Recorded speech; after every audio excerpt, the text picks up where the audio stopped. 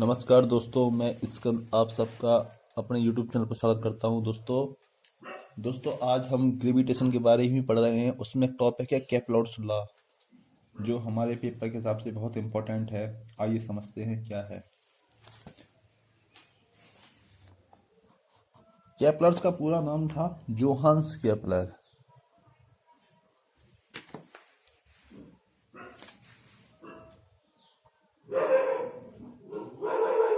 Johannes Kepler. तो इन्होंने क्या बताया? सूर्य के रोटेशन करने वाले ग्रहों की गति के रिलेशन में, मतलब कहने का मतलब ये है कि सूर्य की परिक्रमा करने वाले ग्रहों की गति के संबंध में।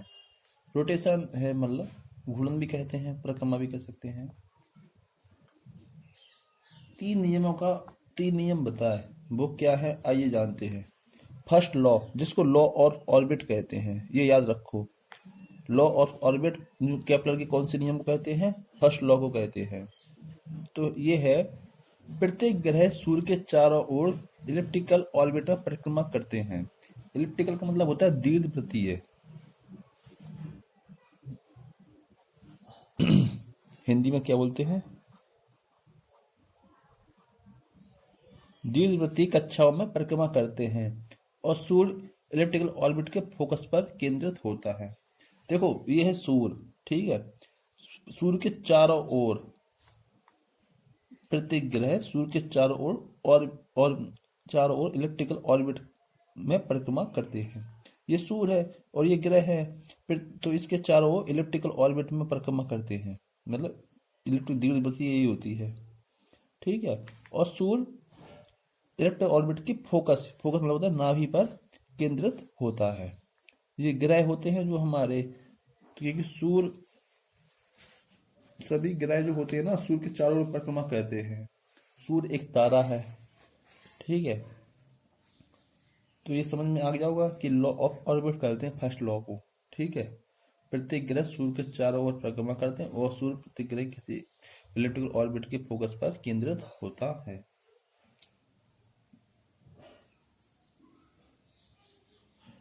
और जो हमारा उपसौर और अपसौर होता है ना, वो इसी ग्रह के अंतर्गत आते हैं, जिसको इंग्लिश में बोलते हैं पेरिहीलियन।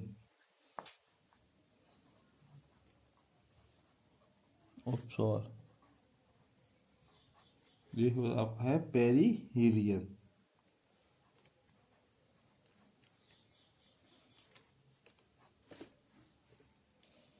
ये जो पेरिहीलियन है ना, ये हमारा जियोग्राफी में रिलेटेड चीज है। और अपसौर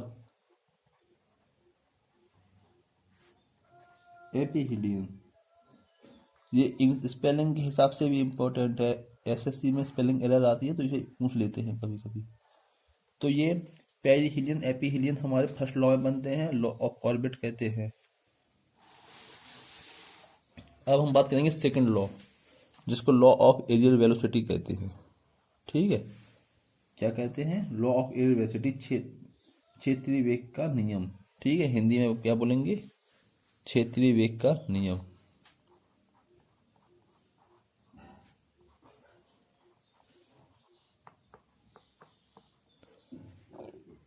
एंगुलर मूवमेंट पर बेस्ड है ये नियम। इसमें क्या है? प्रत्येक ग्रह सूर्य के चारों ओर इस प्रकार गति करता है कि ग्रहों को सूर्य से मिलाने वाली रेखा समान समय के समान क्षेत्रफल को विस्थापित होती है, मतलब डिस्प्लेस्ड होती है, ठीक है। जैसे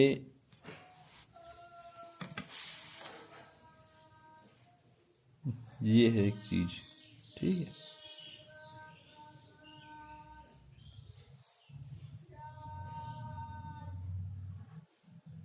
ये है सूर्य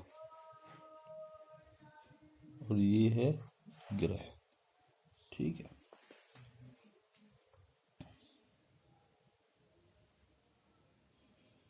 देखो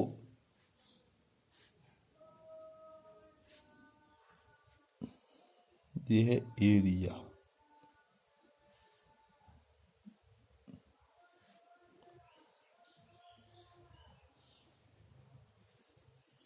ये है एरिया 2 ग्रह का, ठीक है। ये है P1, ये है P2, ठीक है। ये है टी टाइम, ये है P3 और ये है P4, टी टाइम। देखो ये ग्रह है, प्रत्येक ग्रह सूर्य के चारों ओर इस प्रकार गति करता है। ये ग्रह, प्रत्येक ग्रह सूर्य के चारों ओर इस प्रकार गति करता है कि, अब सुनो, कि ग्रह को सूर्य से मिलने वाली रेखा, देखो ये है ग्रह, ठीक, और ये लाइन है ना।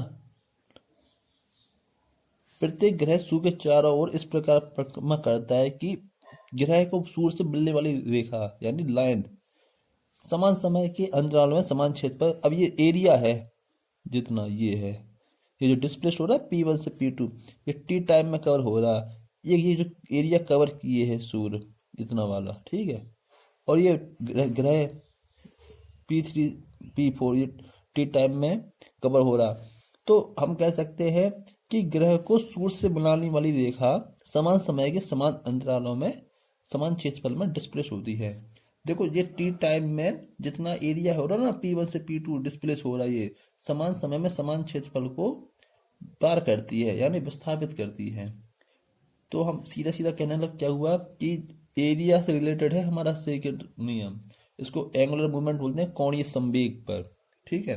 तो प्रत्येक ग्रह सूर्य के चारों ओर इस प्रकार गति करता है कि ग्रह को सूर्य से मिलाने वाली रेखा समान समय में समान समय के समान अंतराल में समान क्षेत्रफल में डिस्प्लेस होती है, ठीक है।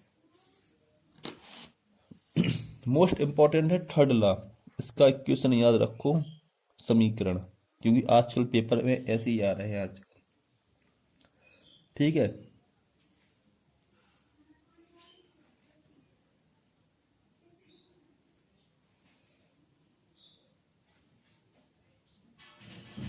ये है टी टाइम पीरियड,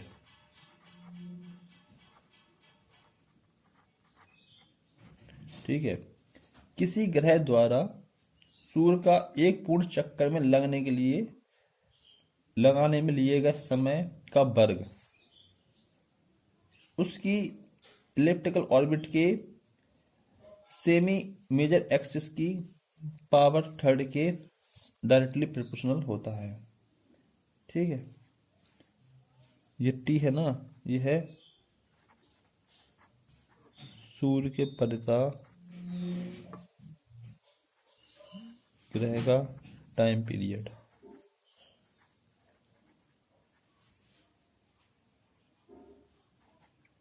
ये है आर जिसको हम ए बोलते हैं, ये है आपका क्या, ये है सेमी मेजर एक्सिस,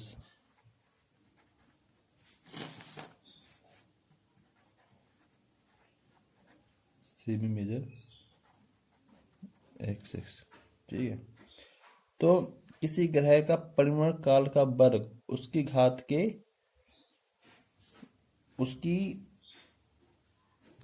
यानी ये डायरेक्टली प्रोपोर्शन के सेमी मेजर एक्सिस के क्यू के बराबर होता है, जिसके सॉल्व करने के बाद एक नियतांक आता है जिसको हम क्या बोलते हैं, केपलर कांस्टेंट, क्या बोलते हैं, केपलर्स कांस्टेंट।